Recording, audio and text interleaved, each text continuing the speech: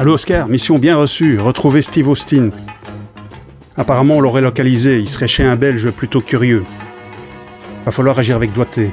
Vous avez reçu des plaintes? Non, mais la discrétion reste de mise. Vous imaginez le choc si la bionique venait être rendue publique? Et ce mouvement, on a besoin d'énergie.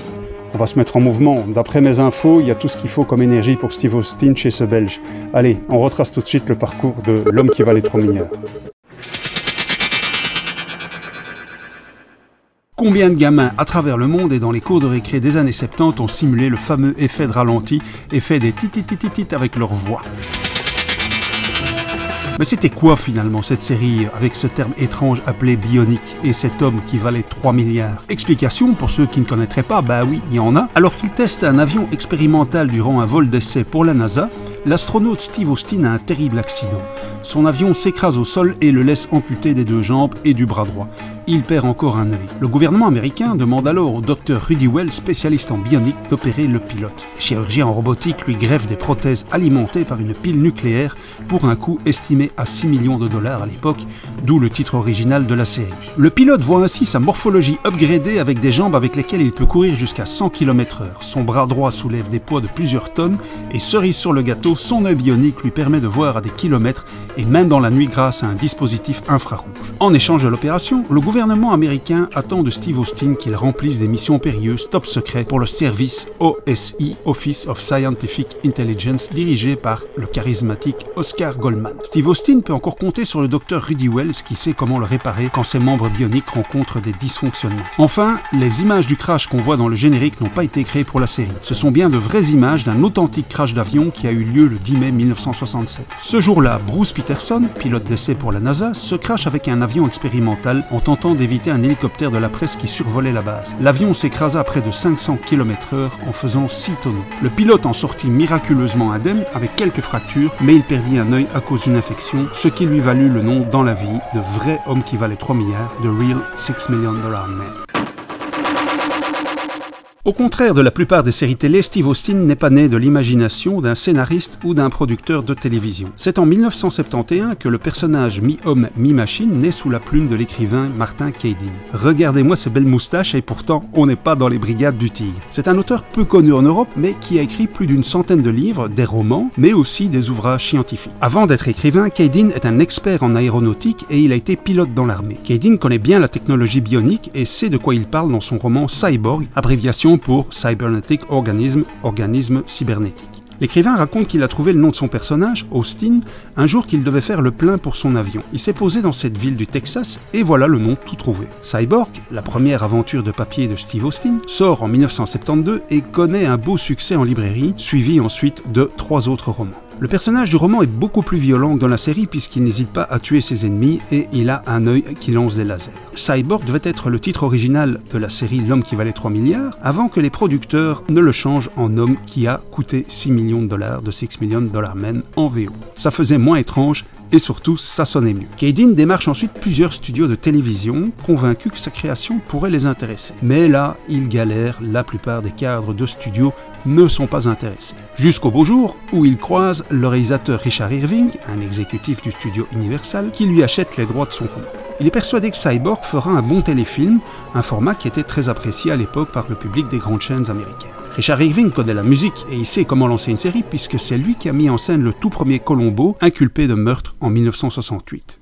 Ah, merci. Irving engage encore Martin Caidin comme conseiller technique et il lui demande même de l'aider à ne pas trop s'éloigner du livre pour le téléfilm pilote. Suit la période du casting pour trouver l'acteur capable de tenir ce rôle assez physique. Martin Caidin souhaite que la production engage Monty Markham, connu jusque-là pour avoir joué dans le western Les Colts des 7 mercenaires en 1969. Mais au moment où le pilote allait se tourner, Markham n'était pas disponible car il jouait dans The New Perry Mason, un reboot de la série d'avocats jusqu'alors incarnée par Raymond Burr. Arrive alors un jeune acteur en pleine ascension vers la gloire. Lee Majors était déjà une vedette de la télé assez appréciée du public américain depuis une dizaine d'années. Il avait joué dans la série western La Grande Vallée qu'il avait révélée, 5 saisons et plus d'une centaine d'épisodes, et puis dans Owen Marshall, Counselor at Law, une série d'avocats inédite en Europe. Lee Majors, c'est un peu comme Clint Eastwood. Peu de mots et surtout une présence tranquille à l'écran, avec juste ce qu'il faut de magnétisme et de virilité. Majors était clair, il ne veut pas faire de Steve Austin un héros, préférant une approche humaine et plus terre-à-terre. Pas question d'être un Superman. Le ton est donné dès le premier téléfilm pilote, on y découvre Steve Austin bien différent de ce qu'il sera ensuite dans la série hebdomadaire. Amputé de ses jambes et son bras, sa situation évoque les traumatismes vétérans du Vietnam, guerre qui sévissait encore à l'époque. Nous sommes en 1973. Le téléfilm nous le montre en train de suivre une difficile réadaptation et essayant de se raccrocher à la vie. Le personnage semble bien dépressif et sombre, quasi suicidaire. Quand il découvre ses pouvoirs bioniques, une renaissance s'opère et Steve Austin reprend confiance en lui avant de partir en mission au Moyen-Orient. À côté de l'aspect dépressif du personnage, il y a encore plusieurs différences à souligner par rapport à ce que la série sera ensuite. D'abord, Steve Austin est un pilote civil qui vole pour la NASA et n'est pas un militaire de l'US Air Force. Ensuite, contrairement à ce qu'on pourrait croire, on n'entend pas les bruits de la force bionique. Les scènes ne sont pas tournées au ralenti pour simuler la puissance bionique quand il court. Au contraire, on le voit courir en accéléré, ce qui peut paraître passablement ridicule. Oscar Goldman est absent de cette première aventure alors qu'il figure pourtant dans le roman Cade In. À la place, la production crée le personnage d'Oliver Spencer, superviseur de Steve Austin, figure assez antipathique campé par Darren McGavin, connu jusqu'alors pour avoir joué le journaliste Carl Kolchak dans la série de monstres Dossier brûlant Kolchak The Night Stalker. Enfin, le Dr Rudy Wells a un autre visage que celui de la série, puisque c'est Martin Balsam qui l'incarne. Cet acteur reste surtout connu pour son rôle de détective privé Arbogast dans Psychose d'Alfred Hitchcock. C'est lui qui se fait dézinguer par Norman Bates dans les escaliers. Ouh, ça doit faire mal. Enfin, le réalisateur Richard Irving va puiser dans les productions Universal, puisque le fameux studio coproduit le téléfilm. Malin, il récupère les scènes d'opération de Steve Austin qui viennent en fait du 6e épisode de la saison 2 de Columbo, intitulé Le Spécialiste, avec Leonard Nimoy en méchant, le célèbre Monsieur Spock. Bien réalisé, produit et joué, ce téléfilm remporte un grand succès d'audience, et la chaîne ABC commande 2 autres téléfilms qui seront également diffusés en octobre et novembre 1973. Le premier est 20 vacances évahinées et le second The Solid Gold Kidnapping, inédit en version française. A noter que ces téléfilms ne sont pas inspirés des livres de Martin Cady. Hélas, ça commence à sentir le roussi. Universal a en effet la mauvaise idée de confier les rênes de ces nouveaux téléfilms à Glenn A. Larson, futur producteur de Manimal, K2000 et L'homme qui tombe à pic. Larson explique « Il voulait que j'en fasse 3 téléfilms de 90 minutes. Frank Price, le grand patron du studio Universal, a écrit quelques idées sur ce qui pourrait faire mieux marcher la série. Il voulait faire une série à la James Bond. Ce qui attire tout de suite Larson, évidemment. Car je ne sais pour quelle raison, ce producteur a toujours été obsédé par James Bond. Steve Austin devient donc un espion en smoking, entouré de jolies filles avec des scènes de lit, une ambiance chic et de grosses explosions. En passage, Larson nous refera encore le coup de tenter de fourguer 007 sur Magnum, n'est-ce pas Thomas ? Voir une autre vidéo sur ma chaîne, et encore sur l'éphémère Espion Modèle, série d'aventures, où j'ai également consacré une vidéo sur ma chaîne. Et le pire vient avec une chanson assez ridicule de Dusty Springfield. He's the man.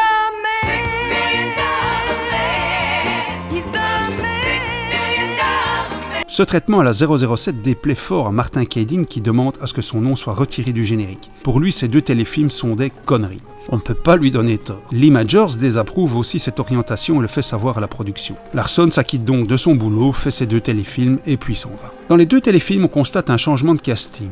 Martin Balsam, le Dr Rudy Wells, et Darren McGavin, Oliver Spencer, sont remplacés par Alan Oppenheimer et Richard Anderson. Celui-ci campe Oscar Goldman, le nouveau chef de Steve Austin. Encore une différence avec la série, ensuite, Steve est réticent à remplir des missions et résiste à l'autorité d'Oscar Goldman. Une opposition qui sera assez vite atténuée dans la série ensuite. Bah oui, Oscar a un cœur d'or, un gentil patron plein de compassion, c'est le tonton bienveillant qu'on aurait tous aimé avoir. À nouveau, les téléfilms n'utilisent pas le ralenti pour simuler la rapidité de Steve Austin, ni les fameux effets sonores bioniques. Contre toute attente, ces 2 téléfilms rencontrent encore un certain succès lors des soirées Suspense Theater d'ABC, mais moins que le pilote. L'aventure aurait pu s'arrêter là, mais la chaîne ABC flaire le bon filon et commande une première fournée de 13 épisodes. L'homme qui valait 3 milliards va vraiment cartonner avec la série hebdomadaire et l'homme derrière cette réussite se nomme Harve Bennett. C'est un homme d'une intelligence rare puisque c'est lui qui a participé au développement de séries qui deviendront des succès instantanés comme Le Fugitif, Batman ou encore Ma sorcière bien-aimée. Ensuite, il écrira et produira la série policière La Nouvelle Équipe, 1968-73, une sorte d'ancêtre à 21 Jump Street qui lui rapportera 2 nominations du meilleur scénario décernées par la Guilde des scénaristes. C'est en voyant des matchs de foot américains à la télé que lui vient une idée géniale. And with NFL movies, they used 94 frames per second slow-mo to sell power, and the band is going bump, bada bump, and it looks like, wow. So that's how we did Lee Majors Running in the series version, and of course it sells. Cet effet de ralenti était appelé le Kung Fu Effect car il était utilisé quand le personnage de Kwai Chang Caine, campé par David Carradine, envoyait ses adversaires au tapis. Enfin, ces séquences de ralenti étaient magnifiées par la musique vraiment géniale d'Oliver Nelson, célèbre musicien de jazz qui a bossé avec des pointures comme Quincy Jones et James Brown. Nelson a vraiment su exprimer toute la puissance de Steve Austin avec tambour, batterie, guitare électrique et synthétiseur. Je me souviens comme ça m'a marqué comme des millions d'autres gens à l'époque.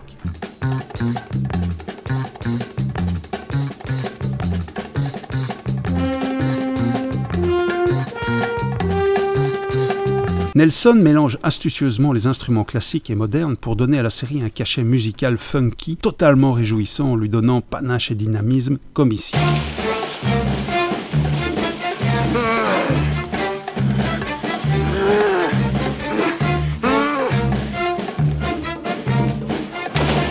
Ou encore ici avec des tam-tams et un crescendo.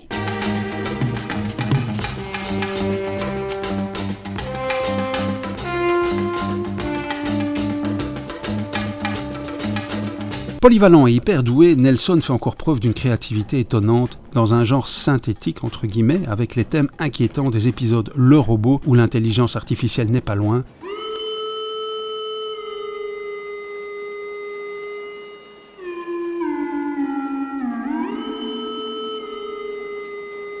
En coulisses, le temps presse car ABC veut des épisodes à diffuser dès janvier 1974 et nous sommes en novembre 1973. Bennett engage rapidement une équipe de scénaristes familiers du genre science-fiction, dirigée par le coproducteur Lionel Siegel. Ensemble, ils donnent à la série un ton réaliste et humaniste, où aventure, science-fiction et éléments surnaturels se mélangent habilement. La série cartonne aux États-Unis, elle se retrouve classée dans le top 10 des séries les plus regardées avant d'atteindre l'Europe, et la France la diffuse dès le 11 janvier 1975 sur Antenne 2. Et c'est vrai que les pouvoirs bioniques du super agent sont cool, Steve sait comment tout construire à la vitesse de l'éclair, ce serait génial d'avoir un voisin comme lui pour monter notre armoire ou notre table de salon, déplacer notre frigo. Je l'ai appelé d'ailleurs pour me donner un coup de main. Bah non Steve, tu m'avais dit que c'était gratuit. En fait, ce succès s'explique par un retour aux fondamentaux. Bennett revient au concept original du roman où avant d'être un espion, Steve Austin est astronaute et avant d'être bionique, il est humain, suivant le souhait de Lee Majors. À l'écran, le personnage sourit très peu ou alors timidement, parle encore moins et pratique un humour assez pince sans rire. Quand Bennett regarde le premier téléfilm avec l'astronaute en train de mâchouiller son cure-dent, il se dit « Voilà, c'est ça l'idée, Steve Austin sera un cow-boy de l'espace ». Et c'est donc tout naturellement qu'on voit l'agent bionique débarquer avec son costume d'astronaute dans une ville fantôme ravagée par un mal mystérieux. Population Zéro est vraiment un très bon épisode pour découvrir la série.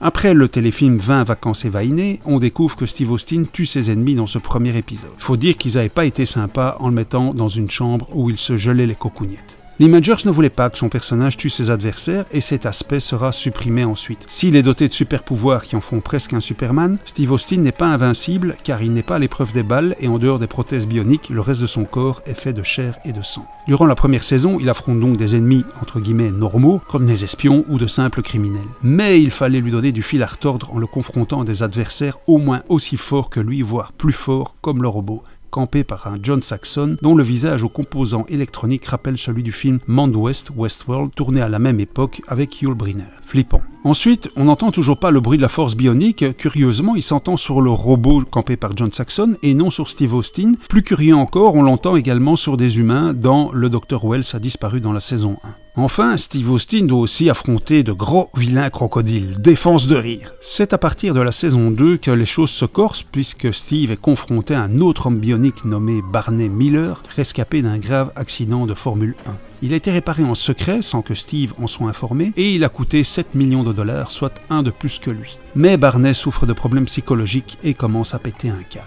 Et évidemment, ça castagne dur ensuite. Ah, ces Américains, cette sale manie de tout vouloir casser, mais en même temps, on aime ça, non? Ça serait cool d'être payé grassement comme acteur pour tout démolir. Moi, je signe tout de suite. Cela dit, le public n'a que moyennement apprécié ce personnage. L'énorme audience permet de revoir le budget à la hausse et d'inviter des vedettes de prestige. Mais dans la vraie vie, la production fait face à un problème inattendu. Plusieurs enfants veulent aussi avoir des membres bioniques et font exprès de se blesser en espérant être opérés. Les producteurs et l'Imagers leur écrivent des lettres pour les avertir du danger et leur faire comprendre que ce n'est pas la réalité. Finalement, tout rentre dans l'ordre et le succès continue pendant la deuxième saison. Pendant ses missions d'infiltration, Steve Austin endosse divers déguisements toujours proches de l'américain moyen. On le voit ainsi en docker, bûcheron, cow-boy, policier et même à Hawaï. Mais la série commence à s'essouffler en avril 1975.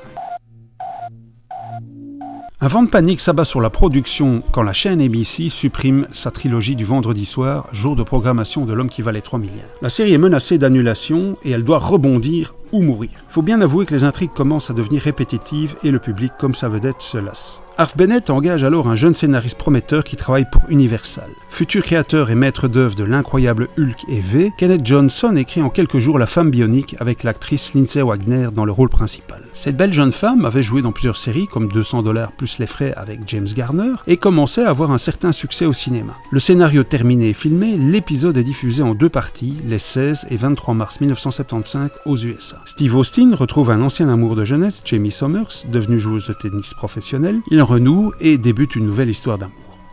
Après un accident de parachute donc, Jamie est entre la vie et la mort et Steve supplie Oscar Goldman d'en faire son équivalent féminin. Pour créer Jamie, le scénariste Kenneth Johnson explique s'être inspiré des vieux films de monstres Universal des années 30 avec Frankenstein et sa fiancée. Voilà donc Jamie équipé de 2 jambes bioniques, un bras et une oreille capable d'écouter à longue distance et qui fait un curieux bruit de sonar de sous-marin.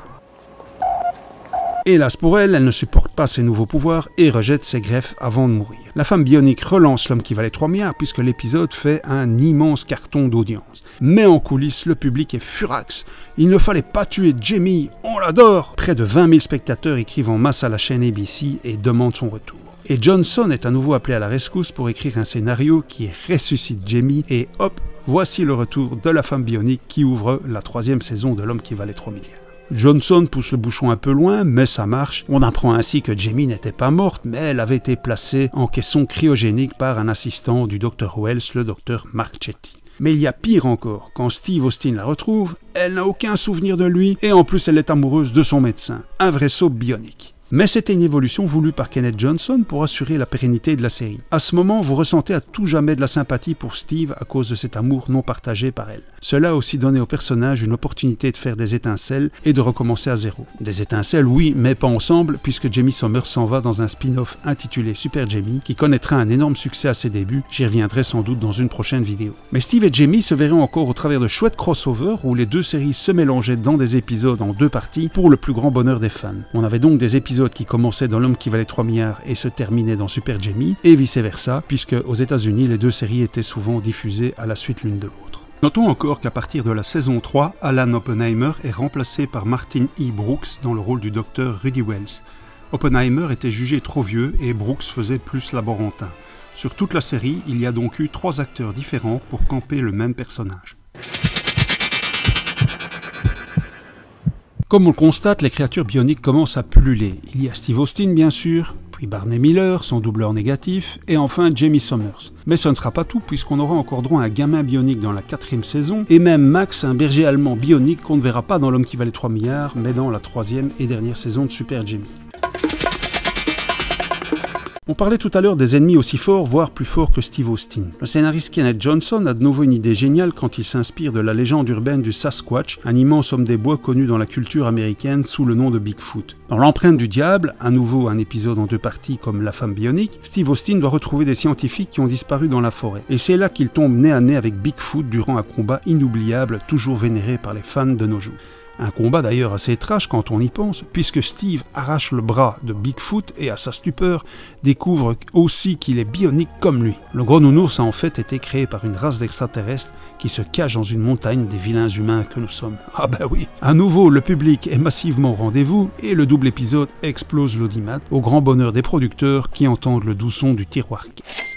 D'ennemi, Bigfoot deviendra l'ami de Steve Austin, mais bon, ils vont pas non plus aller boire des bières ensemble. En coulisses, c'était l'énorme catcheur André le Géant qui campait Bigfoot, 2,18 m pour près de 245 kg. Il affolait la production par la quantité de petits déjeuners qu'il engloutissait, une vraie force de la nature. Bigfoot sera ensuite réutilisé encore et encore, puisqu'on le verra dans le retour du Scalper dans la 4e saison, et encore dans la 5e et dernière saison. Mais sans retrouver le même succès, faut dire qu'à force de tirer sur la corde. André le Géant n'étant plus disponible, c'est l'acteur Ted Cassidy qui joue désormais Bigfoot. Cet acteur reste surtout connu pour avoir été Lurch, le majordome de la famille Addams dans la série des années 60. Ensuite, Johnson crée des ennemis encore plus redoutables avec les fembots, des robots maléfiques à l'apparence féminine. Je me demande pourquoi elles perdent toujours leur visage. Est-ce que c'est un défaut de conception? Les fembots sont encore plus puissants que le duo bionique et ont été créés par un savant fou. Ça fait de nouveau un peu James Bond, vous ne trouvez pas? Les fembots viennent foutre le bordel dans le triple épisode pour la vie d'Oscar, 6e épisode de la saison 4. On ne le verra que dans cet épisode de L'Homme qui valait 3 milliards, puisqu'elles préféreront venir embêter Super Jamie comme des vilaines gamines à la cour de récré. Elles vont quand même sérieusement blesser la jeune femme bionique, cela dit. À l'époque, les fembots provoquent une certaine terreur chez les enfants et les ligues de vertu s'en inquiètent, mais comme le bien triomphe toujours, tout rentre dans l'ordre. Enfin, troisième ennemi et certainement le plus ridicule, la sonde de la mort. Elle fait son apparition dans le 15e épisode de la saison 4. Il s'agit d'une sonde soviétique qui devait atterrir sur une autre planète mais a malheureusement dévié de sa trajectoire et s'écrase sur Terre où elle détruit tout sur son passage. Et Steve Austin doit évidemment l'arrêter à tout prix, mais comment va-t-il faire vu qu'elle est faite d'un alliage indestructible? Cyrus, c'est comme les Américains, ils veulent toujours tout détruire. Là encore, les producteurs ont exploité le filon, quitte à l'user complètement, puisque la sonde reviendra plus puissante encore dans un double épisode de la 5e et dernière saison. Comme toute série qui connaît un certain prestige, L'Homme qui valait 3 milliards a eu beaucoup d'invités de renom. Certains déjà connus, d'autres sur le point de le devenir. Il n'y a pas eu des milliards d'invités, mais voici les plus notables, ne m'en voulez pas si je n'ai pas cité votre préféré. Greg Morris, de Mission Impossible, David McCallum, L'Homme Invisible, NCIS, William Shatner, le capitaine Kirk de Star Trek, ici avec une horrible moumoute, Sonny Bono, le musicien de Sonny and Cher, Kim Basinger, Jenny Agutter, Monty Markham, George Foreman, l'ancien champion du monde des poids lourds qui a perdu son combat contre Mohamed Ali juste avant, Chuck Connors, Lou Gossett Jr., John Saxon, Robert Loggia, Meg Foster, Eric Estrada avant Chips, Jack Colvin, le journaliste de l'incroyable Hulk, Dick Sargent, Stephanie Powers, Alex Cord, Suzanne Somers, Rick Springfield, Pamela Hensley, Catherine Hellman de Madame est servie, Noah Berry, André le Géant, Ted Cassidy, George Takei, Carl Weathers avant Rocky, Bernie Hamilton, le capitaine Dobé avant Starsky et Hutch, et même le papa de Steve Austin, Martin Kaeding, et n'oublions surtout pas Farrah Fawcett, la femme de Lee Majors à la ville à l'époque de la série. Elle a joué dans 4 épisodes, dont 2 fois le même rôle, celui du major Kelly Wood. Tout ça avant Drôle de Dame. Enfin, dans les téléfilms des années 80, on a vu Bryan Cranston, Walter White, futur Breaking Bad, et une toute jeune Sandra Bullock. L'Homme qui valait 3 milliards a créé une franchise bionique avec Super Jamie à la télé, mais dans la vie c'est aussi une affaire de gros sous puisque la firme Kenner lance une série de jouets qui recrée l'univers de la série avec des figurines qui étaient vraiment extraordinaires pour l'époque. Les gosses pouvaient, par simple pression dans le dos, actionner le bras bionique de Steve Austin qu'on voyait en train de soulever une barre de fer. Plus tard, il y aura même le son bionique sur un modèle plus développé, et encore plus cool, les enfants pouvaient dérouler la peau de Steve Austin et découvrir les composants bioniques en dessous. Et ensuite, ils pouvaient le placer dans une capsule de régénération comme on charge une batterie portable. Enfin, il pouvait partager sa vision bionique en regardant à travers une loupe créée à l'arrière de sa tête. Génial, non? Alors il y a encore tous les costumes, tenues de pilote, d'astronautes, d'ouvriers de construction, un centre de contrôle. Et en 1976, le jouet devient numéro 1 aux USA. Et c'est cool, hein, des millions d'exemplaires à travers le monde. Kenner comme Universal touche de plantureux bénéfices. Enfin, on voit même la figurine dans la 4e saison, dans l'épisode Noël Bionique. On voit Steve se rendre dans un magasin de jouets et qu'est-ce qu'on voit derrière lui? La figurine. Et oui, le placement de produit en subliminal existait déjà. Ma figurine préférée était celle d'Oscar Goldman et sa mallette explosive car on pouvait tout faire péter puis tout reconstruire. C'était très marrant. Curieusement, Kenner n'a jamais fait une figurine avec le Dr. Wells. Enfin, parmi les ennemis de Steve Austin, Kenner a créé Mascatron. Il avait plusieurs visages, dont celui de John Saxon de l'épisode Le Robot. Il avait une pince et une ventouse à la place des bras, ce qu'on ne voyait pas dans la série. Kenner a encore créé Bigfoot, évidemment, les fembots et la sonde de la mort, et bien sûr Super Jamie, dont l'actrice Lindsay Wagner dira, après avoir vu la figurine, tiens, c'est bizarre, je trouve qu'elle ressemble plus à Farrah Fawcett, la femme de Lee Majors, qu'à moi. Et là, c'est plus étrange, il y avait un jeu de jambes bioniques remplaçables pour une mission. L'idée d'aller acheter des jambes en plastique. C'est un peu bizarre, non? Ou bien c'est comme des cuisses de poulet? En tout cas, pour un gosse à l'époque, c'était vraiment magique ces jouets. Nous avons tous été marqués par les fameux effets sonores soulignant la force bionique. Ils ont été créés par le technicien Jim Troutman. Son grand talent a vraiment propulsé la série au panthéon de la culture pop. Écoutez ça.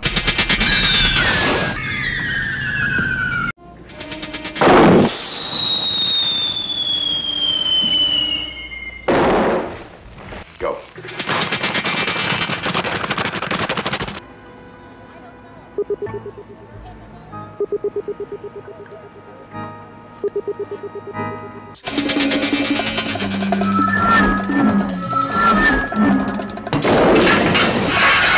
Pour les sauts bioniques du sol vers le toit d'un immeuble, les cascadeurs qui doublaient l'Imager s'étaient filmés de dos. Ils se laissaient tomber dans le vide en sautant en arrière, puis la pellicule était montée à l'envers et créait une illusion parfaite. Pour les sauts à hauteur d'homme, l'Imager s'aidait d'un trampoline pour sauter au-dessus de ses adversaires, comme ici dans l'épisode Passe croisée. l'Imager a d'ailleurs réalisé cet épisode, mais ce sera le seul. Pour les sauts où il devait atterrir devant la caméra, l'acteur s'aidait encore d'un autre outil bien connu des fans de bricolage, une échelle. Mais cela lui a bien niqué les genoux ensuite car il a dû être opéré. Vous vous souvenez sans doute de la belle veste à écusson que Steve Austin portait au début de la série. Au total, on ne la voit en fait que 2 fois. D'abord dans le 3e téléfilm The Solid Gold Kidnapping et ensuite dans Athena 1, 8e épisode de la saison 1. En fait, cette veste a surtout été utilisée pour faire la pub de la série à ses débuts en 1973. Plus important enfin, la série a été reconnue comme étant crédible sur le plan technologique par la NASA. Du coup, l'équipe technique a reçu la permission de l'agence spatiale de pouvoir tourner en Floride sur de vrais sites de lancement de fusées pendant la 5e et dernière saison.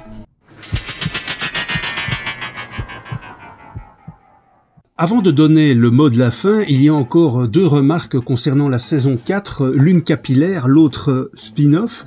Donc dans la 4e saison, l'Imager était plus athlétique, plus dessiné au niveau de ses muscles et il voulait rafraîchir son personnage avec une moustache. Alors bien sûr, c'était pas la grosse moustache à la Magnum, non, c'est plutôt une du genre Errol Flynn ou Zorro, ou star de films porno des 70s selon les goûts, avec sa chaînette en or et sa poitrine bien velue. Mais cela a déplu aux fans et hop, voilà la moustache qui disparaît à partir de l'avant-dernier épisode de la 4e saison, Mission souterraine, celui où Steve Austin doit relever toute une série de défis dans une réserve indienne, dont celui d'attraper un aigle, le titre original de l'épisode. L'autre remarque concerne le 12e épisode de la saison 4, toujours intitulé L'imposteur. Pour rappel, donc il s'agit d'une histoire de transfert de données d'un ordinateur vers le cerveau humain, avec un certain Joe Patton qui sert de Kobe puis devient un agent de l'OSI comme Steve Austin. Eh bien, les producteurs de L'homme qui valait 3 milliards ont voulu en faire un spin-off, une série dérivée, donc un 2e après Super Jamie, et qui se serait appelé The Data Man, littéralement l'homme donné. Cet épisode servait de backdoor pilot, comme on dit, mais n'a finalement pas convaincu les chaînes de l'acheter pour en faire une série hebdomadaire. 2 ans plus tard, en 1979, un téléfilm avec le même titre et le même sujet, mais avec un autre acteur dans le rôle principal, servait de rampe de lancement pour une nouvelle série. À nouveau, ce fut un échec, et donc le pilote restera en l'état. Alors, c'est quoi finalement la fin de L'homme qui valait 3 milliards? Ben, elle a bien failli ne jamais avoir lieu, il a failli ne pas y avoir de 5e saison, car l'Imager a voulu renégocier son contrat. Il a refusé de reprendre le travail tant que ses exigences n'étaient pas rencontrées, notamment il voulait voir son salaire revu à la hausse, ce qu'il obtiendra. Alors la production a envisagé à un moment de le remplacer par un nouvel agent bionique, et elle a pensé à 3 acteurs. Tout d'abord Gilles Gérard, qu'on connaît pour être le Buck Rogers, puis l'athlète Bruce Jenner, et enfin, non, vous ne rêvez pas, Harrison Ford, qui sortait du méga succès du premier Star Wars en 1977, et il n'a pas été retenu. Vous allez rire, car les producteurs ne le trouvaient pas crédible en aventurier, alors que c'était seulement 2 ans avant le premier Indiana Jones. Puisqu'on parle de producteurs, il faut savoir aussi qu'Harve Bennett et Lionel Siegel ont quitté le navire pour laisser place au duo Richard Lando et Fred Freiberger. Donc Freiberger, il était connu pour avoir produit la dernière saison de Star Trek classique en 1969 et la 2e et dernière saison de Cosmos 1999, un homme haï par les fans qui l'accusait d'avoir salopé ces 2 séries pour en faire n'importe quoi. Alors on peut pas dire qu'il a fait n'importe quoi avec la 5e et dernière saison de L'homme qui valait 3 milliards, qui dans l'ensemble se tient. Il n'a fait que suivre ce que lui a demandé la chaîne ABC, faire plus fort, plus grand, plus d'audace, et aller là où personne n'est jamais allé avant. Tiens, ça nous rappelle quelque chose. Donc on voit donc Steve Austin affronter des requins, des cataclysmes, il retourne dans l'espace, il y a plusieurs épisodes en 2 parties pour scotcher le spectateur, et bien sûr le retour de Bigfoot et de la sonde de la mort encore. Alors il y a quelques bons épisodes qui surnagent, mais bon, dans l'ensemble ça s'essouffle et ça sent la fin. Faut faut dire aussi que la série Bionic pouvait pas rivaliser avec la qualité des effets spéciaux de la Guerre des Étoiles, Star Wars. Ce film, malgré lui, a contribué à ringardiser les effets bioniques et l'aventure s'arrête en mars 1978 pour L'Homme qui avait 3 milliards et 2 mois plus tard pour Super Jamie. Alors en fait, il n'y a pas de véritable épisode final dans la série des années 70, contrairement à Super Jamie. Opération Double Jeu se termine sur une mission qui en est une comme une autre et c'est tout. Et il faudra attendre 16 ans plus tard, en 1994, avec le 3e et dernier téléfilm, Mariage Bionique, pour avoir une conclusion satisfaisante à la série. Satisfaisante, oui, car ce 3e et dernier téléfilm était mieux foutu que les 2 premiers, Le Retour de l'Homme qui valait 3 milliards et Super Jamie, puis Mission Bionique, avec une toute jeune Sandra Bullock. Les acteurs avaient vieilli et les téléfilms n'avaient plus la saveur des années 70. Bon, moi je trouvais que c'était des tentatives assez vaines de vouloir relancer les 2 séries sous forme de franchise bionique. Alors oui, il y a bien sûr eu la série de Bionic Woman en 2007 avec l'actrice anglaise Michelle Ryan. C'était pas très bien parti et c'est finalement quand la série a commencé à trouver ses marques qu'elle a été annulée au bout de seulement 8 épisodes. Alors ensuite, on parle aussi depuis des années des rumeurs d'un projet de film intitulé The $6 Billion Man. D'abord une comédie avec Jim Carrey, puis c'était Kevin Smith et enfin Mark Wahlberg. Et donc au final, aucun projet n'a abouti et moi je trouve que c'est tant mieux parce que pourquoi vouloir refaire ce qui était bien? L'Homme qui valait 3 milliards et Super Jamie sont justement bien, ça a bien marché car c'était ancré dans leur époque, les années 70, une période d'insouciance, même s'il y avait aussi des guerres un peu partout sur la planète, la crise du pétrole, le chômage, etc. Et d'ailleurs, pourquoi faire $1 billion man avec l'inflation des prix? Apparemment, les $6 millions il y a 50 ans valent aujourd'hui 39-40 millions de dollars, soit le prix d'un avion de chasse F-35. Ça va encore. Hein. D'ailleurs, ce qui était positif dans L'Homme qui valait 3 milliards, c'était la vision des Russes vus comme des amis et pas comme des ennemis, donc c'était plutôt osé pour l'époque. Ensuite, la série a réussi à un savant mélange des genres espionnage, aventure, science-fiction, fantastique, action. Hop, vous secouez le tout et ça marche. La série nous a fait rêver car elle donnait une image idéale de l'avenir, entretenant le fantasme d'un homme capable de tout grâce à la technologie, alors que de nos jours, on ferait plutôt ça en voyant l'intelligence artificielle. Sometimes infection has a way of setting in, you know? Et donc, dans l'inconscient collectif, L'Homme qui valait 3 milliards a laissé une trace indélébile, notamment grâce à ces fameux effets sonores qui ont été parodiés dans des pubs, des séries, des films, et même également dans Les Simpsons. Alors, sans être une grande série, c'est une œuvre culte de la télévision qui fait partie intégrante de la culture pop. Et j'ai eu l'occasion de rencontrer Lee Majors à Dortmund, à un Comic-Con en Allemagne en 2019. Bon, c'est difficile de le juger car il était là pour signer, encaisser, puis hop, au suivant. J'ai pas senti quelqu'un particulièrement content de rencontrer ses fans, plutôt indifférent en fait, et plus soucieux de courir après sa gloire passée. Alors, il n'aimait pas tellement parler de L'Homme qui valait 3 milliards car c'était une série qui était très difficile pour lui physiquement. Un épisode se tournait en 6 jours, ce qui mettait beaucoup de pression sur ses épaules, et ça explique aussi pourquoi on le voyait parler assez peu, car c'était place aux cascades, à l'action. Lee Majors a expliqué que la série se tournait aussi beaucoup dans des hangars, dans les studios Universal à Los Angeles et parfois dans le désert à une centaine de kilomètres de là. Il vivait vraiment sur le plateau, il avait un appartement juste à côté car les heures de tournage étaient vraiment très très longues. Et d'ailleurs, de toutes les séries qu'il a tournées, il a préféré tourner L'Homme qui tombe à pic parce qu'elle était tournée aux 4 coins de Los Angeles, il avait des chouettes costards, il s'est beaucoup amusé, il pouvait réécrire les dialogues. Alors j'ai voulu parler avec lui de ses rôles dans L'Enfer du Devoir et Raven, il m'a envoyé balader en disant que ses rôles étaient intéressants, puis c'est tout. Bon, j'étais un peu surpris, mais cela m'a appris qu'un acteur joue un rôle et qui n'est pas forcément comme ça dans la vie. Un peu déçu, mais au final je m'en fous aussi car j'ai passé l'âge quoi, à 56 ans. Tu m'as mis dans ce guêpier sans aucune assurance. Tu m'as fait nager dans des eaux infestées de grenades et tu oses dire je me suis trompé. Par contre, je garde un grand souvenir pour Dominique Paturel, sa voix française, grand monsieur, très gentil, disponible, rencontré quelques mois plus tard, toujours en 2019, au Salon du Doublage à Paris, avec aussi Dominique Macavoy, la voix de Super Jamie.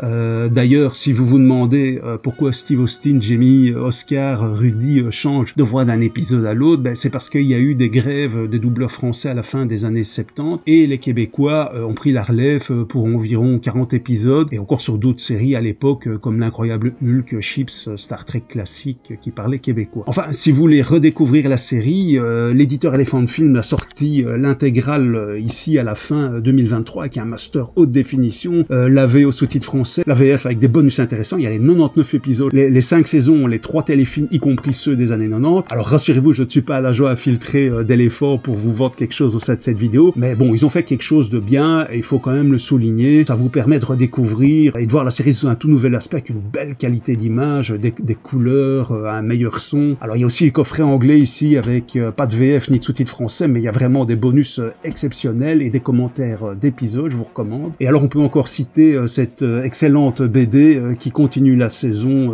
5, la saison 6, de même que le Bionic Book. Là c'est vraiment l'ouvrage de référence uniquement en anglais qui est vraiment la bible qui a servi pour cette vidéo. Et d'ailleurs je la dédie à mon ami Jacques Samulchik qui est vraiment un grand passionné de l'homme qui valait 3 milliards. Il va jusqu'à créer, vous le voyez ici, des mains de robots, reconstruire des costumes et tout ça, un vrai passionné. Et vraiment chapeau Jacques pour tout le boulot que tu fais. Merci pour votre visionnage et à la prochaine.